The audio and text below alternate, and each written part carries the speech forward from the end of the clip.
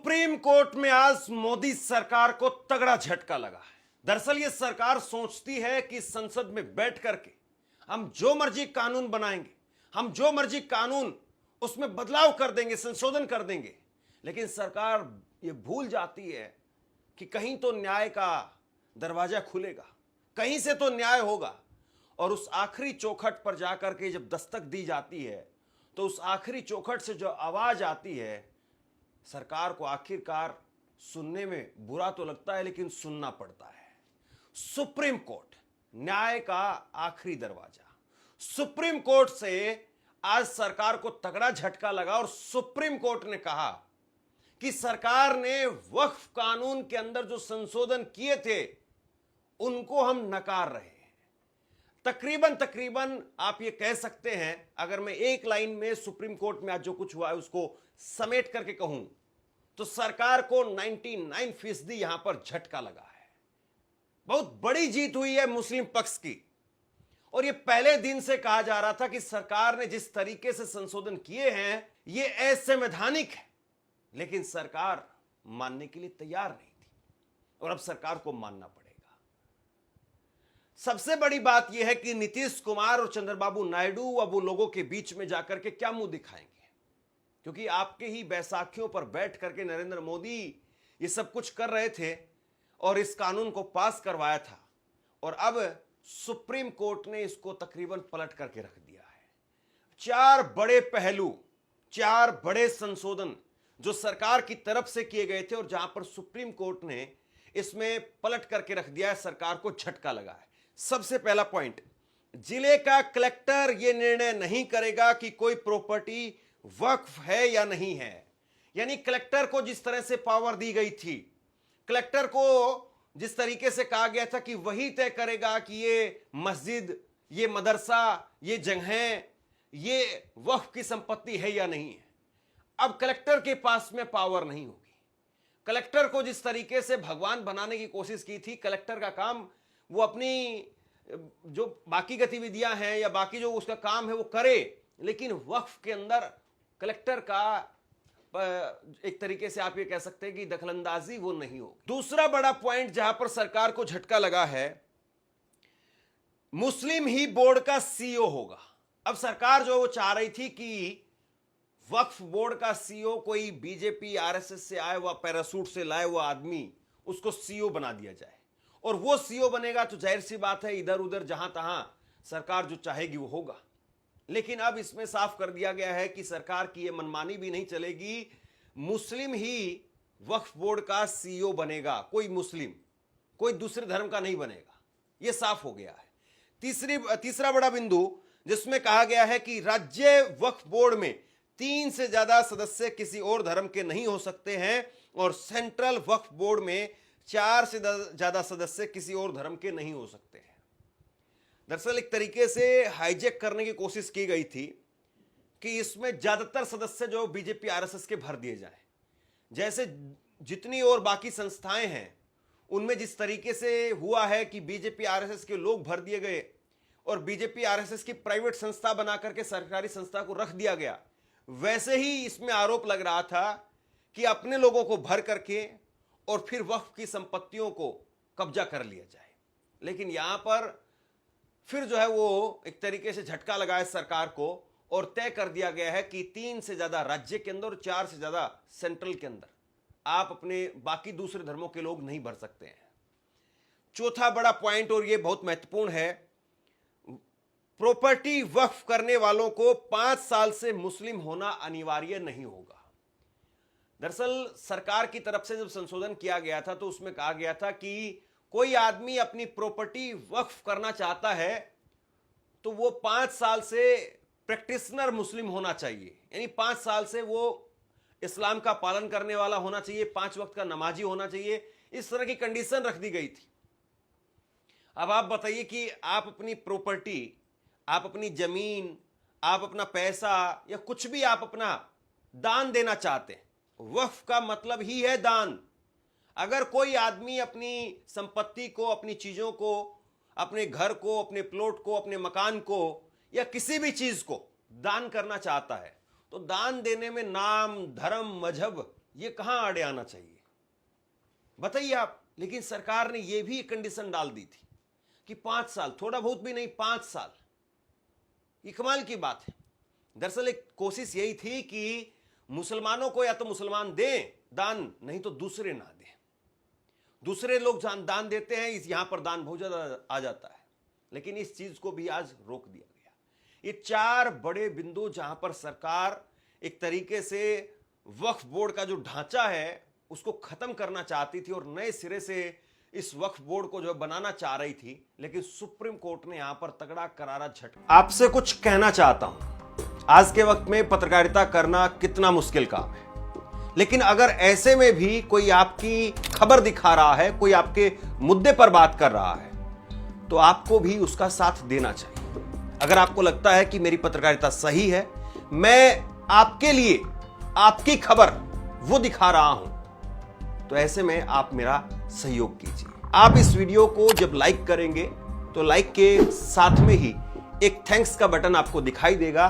उस थैंक्स के बटन पर आप क्लिक कीजिए और जो भी सहयोग राशि दे सकते हैं वो दीजिए।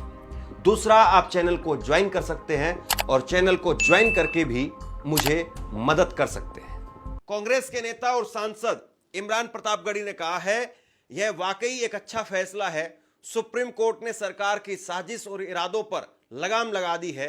जमीन दान करने वाले लोग इस बात से डरे हुए थे कि सरकार उनकी जमीन हड़पने की कोशिश करेगी। यह उनके लिए राहत की बात है। सरकार कैसे तय करेगी कि कौन 5 साल से धर्म का पालन कर रहा है? यह आस्था का मामला है। सरकार ने इन सभी पहलुओं पर ध्यान नहीं दिया। हम लड़ाई जारी रखेंगे। ये इमरान प्रतापगढ़ी की तरफ से कहा गया है। वहीं कांग्रेस की नेता सुप्रिया सनेत, उन्होंने ट्वीट करके कहा है कि वक्फ कानूनों पर सुप्रीम कोर्ट ने 3 सबसे विवादित प्रावधानों पर रोक लगा दी है।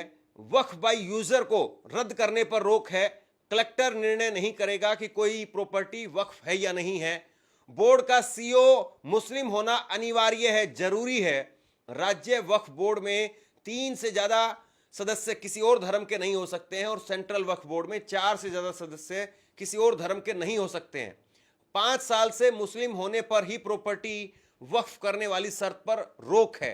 याचिकाकर्ताओं की यह मुख्यतः मांगे थी। ये जो है सुप्रिया सनेत की तरफ से कहा गया है। इसके बाद में मौलाना खालिद रशीद फरंगी महली, उनकी तरफ से कहा गया है कि हमारी मांग थी कि पूरे अधिनियम पर रोक लगाई जाए, लेकिन कोर्ट ने ऐसा कोई आदेश नहीं दिया। हालांकि कोर्ट ने कई प्रावधानों पर रोक लगाई है। हम कुछ प्रावधानों पर रोक का स्वागत करते हैं, जैसे कि जो व्यक्ति वक्फ करना चाहता है उसे कम से कम 5 साल तक प्रैक्टिसिंग मुस्लिम होना चाहिए। कोर्ट ने यह स्पष्ट किया है कि सीईओ मुस्लिम समुदाय का होना चाहिए। धारा 3 और 4 पर रोक एक बहुत स्वागत योग्य कदम है और हमें उम्मीद है कि जब भी अंतिम निर्णय आएगा 100% राहत दी जाएगी। वहीं सरकार की तरफ से किरण रिजिजू, वो कह रहे हैं कि सुप्रीम कोर्ट के ऑर्डर का मैं स्वागत करता हूं। मैं मानता हूं कि सुप्रीम कोर्ट बेंच ने जो तय किया है वह हमारे लोकतंत्र के लिए बहुत अच्छा संकेत है। वक्फ संशोधन विधेयक में प्रावधान संपूर्ण रूप से मुस्लिम समुदाय के लोगों को फायदा पहुंचाएगा। सुप्रीम कोर्ट के फैसले से मैं संतुष्ट हूं। यहां पर यह समझने वाली बात है कि सरकार को तगड़ा झटका लगा है, फिर भी मोदी सरकार में संसदीय कार्य मंत्री किरण रिजिजू वो कह रहे हैं कि नहीं, हम तो खुश हैं, सुप्रीम कोर्ट के इस फैसले का स्वागत करते हैं। तो इससे यह समझा जाए कि क्या सरकार अब इसको ठंडे बस्ते में डालना चाह रही है। सरकार यह समझ गई कि नहीं, बहुत बड़ी गलती की थी इस पर और यह दाल गलने वाली नहीं है, इसलिए अब इसको छोड़ दिया जाए। कई बार कहा जाता कि लोमड़ी बाद में कहती कि अंगूर खट्टे हैं, यानी अंगूर जो है उसकी पहुंच से इतने बाहर हो गए थे, इतने बाहर हो गए थे कि बार बार उछल उछल करके लोमड़ी थक चुकी थी और लोमड़ी ने कहा कि नहीं साहब, मुझे अंगूर खाने ही नहीं है, अंगूर खट्टे हैं। अंगूर तो मीठे थे, अंगूरों में खूब रस था और इसीलिए आप अंगूरों की तरफ बार बार उछल रहे थे, लेकिन जब आपके हाथ कुछ नहीं आया तो आखिरी में आपने कहा कि नहीं नहीं, अंगूर खट्टे हैं। तो क्या सरकार भी यही कह रही है? और इसीलिए सरकार ने कह दिया कि नहीं नहीं, सुप्रीम कोर्ट से जो कहा गया है हम उसका स्वागत करते हैं। मतलब सरकार अब इसको लेकर के आगे नहीं जाएगी, यह भी जो है वो साफ तौर पर दिखाई दे रहा है। अब सुप्रीम कोर्ट ने जो कह दिया वही मान्य होगा। अब जरा समझिए कि सरकार ने किस तरीके से संशोधन किया था और उस पर कैसे अब सुप्रीम कोर्ट की तरफ से अंतरिम आदेश देकर के रोक लगा दी गई है। सरकार की तरफ से कहा गया था कि सेक्शन 9 वक्फ बोर्ड में 2 गैर मुस्लिम सदस्य होंगे।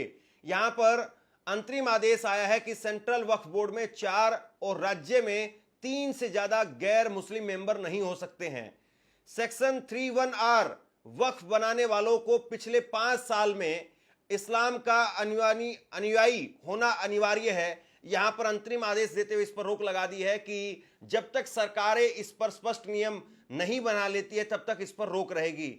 सेक्शन 3C2 किसी संपत्ति को तब तक वक्फ नहीं माना जाएगा जब तक सरकार की ओर से नामित अधिकारी रिपोर्ट पेश नहीं कर देता है कि भूमि पर कब्जा हुआ है या नहीं है। कोर्ट ने इस प्रावधान पर भी रोक लगा दी है।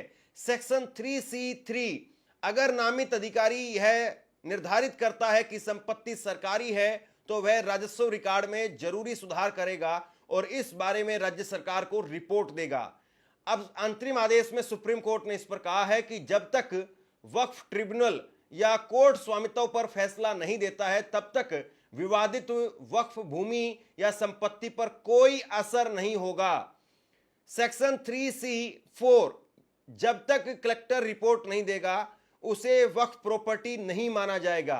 अब इसमें सुप्रीम कोर्ट की तरफ से अंतरिम आदेश देते हुए कहा गया है कि कलेक्टर को विवाद का निर्णय करने की अनुमति देना शक्तियों के विभाजन के खिलाफ है। यानी अगर इसको आसान भाषा में समझे तो यह माना जा सकता है कि पहले कलेक्टर ने वो तय करना था कि कोई संपत्ति वक्फ है या नहीं है। दूसरी बड़ी बात यह है कि मान लीजिए कि कोई संपत्ति है जो कि वक्फ की गई है या वक्फ मानी जा रही है और उस पर आकर के कोई दावा कर देता है कि ये जमीन तो मेरी है या मेरे पुरखों की है, तो उस पर तुरंत, अभी तो केवल उस आदमी ने ही दावा किया था, उसको तुरंत विवादित मान लिया जा रहा था। लेकिन अब जो है ये कह दिया गया है कि अगर कोई आदमी किसी संपत्ति को लेकर के, किसी मस्जिद को लेकर के अगर ये कह देगा कि वो उसकी है या उस पर किसी तरीके से उसका मालिकाना हक है, तो भी उसको विवादित नहीं माना जाएगा जब तक उसमें आखिरी फैसला नहीं आ जाता है। ये देखिए बिल्कुल व्यवहारिक बात थी, लेकिन सरकार ने तब भी इसको किया। भाई किसी की कोई प्रॉपर्टी है और कोई तीसरा आदमी जाकर के उस पर जो क्लेम कर रहा है, तो तीसरे आदमी ने क्लेम कर दिया, क्या बस उतनी ही बात से वो प्रॉपर्टी विवादित हो जाएगी? क्या बिल्कुल नहीं होनी चाहिए। ऐसे तो हर आदमी मुंह उठा करके किसी भी मस्जिद को लेकर के, किसी मदरसे को लेकर के कुछ ना कुछ क्लेम करता रहेगा, या कोई भी गांव का ही आदमी उसके द्वारा कहलवा दिया जाएगा कि तुम जाकर के कह दो कि नहीं हमारी जमीन थी ये, और उसके पीछे वो लोग खड़े हो जाएंगे और गांव का ही कोई मुस्लिम आदमी जो उसका विरोध करने लगेगा, और फिर उसके पीछे जो वो लोग खड़े होकर के कहेंगे कि नहीं तुम इस पर अपना क्लेम जारी रखो, हम तुमको 10 लाख रुपए देंगे, 5 लाख रुपए देंगे। और जैसे ही कोई तीसरा आदमी उस पर क्लेम करता, वो संपत्ति विवादित हो जाती। लिहाजा कोई मदरसा चल रहा था तो उसको बंद किया जा सकता था, या कोई मस्जिद चल रही थी तो उस पर नमाज पर रोक हो सकती थी, कुछ भी हो सकता था। लेकिन अब जो है कोर्ट ने साफ कर दिया है कि कोई अगर जमीन विवादित है भी तो वो विवादित तब मानी जाएगी जब उस पर अंतिम निर्णय या तो ट्रिब्यूनल का आ जाए या कोर्ट का आ जाए। ये देखिए कितनी व्यवहारिक बात थी, लेकिन सरकार इस बात को मानने के लिए तैयार नहीं थी। और इसमें जो योगदान था वो नीतीश कुमार का था, चंद्रबाबू नायडू का था। जो फैसला सीधे तौर पर दिख रहा था कि गैर संवैधानिक तरीके से काम किया जा रहा है, जो कानून में जिस तरीके से बदलाव किए जा रहे थे वो साफ तौर पर दिख रहे थे कि गैर संवैधानिक तौर पर हो रहा है, उसमें भी नीतीश कुमार ने, चंद्रबाबू नायडू ने अपनी आहुति दी। और आज देखिए कि क्या हो रहा है। अब वो अपने लोगों के बीच में जाकर के क्या कहेंगे, वरना आज देखिए ये नौबत नहीं आती, क्योंकि अगर वो पहले ही अपने आप को विड्रॉ कर लेते तो ये कानून जो है पास नहीं होता, ये संशोधन पास नहीं होते संसद के अंदर। लेकिन खैर अब जो है मोदी सरकार को डबल झटका लगा है।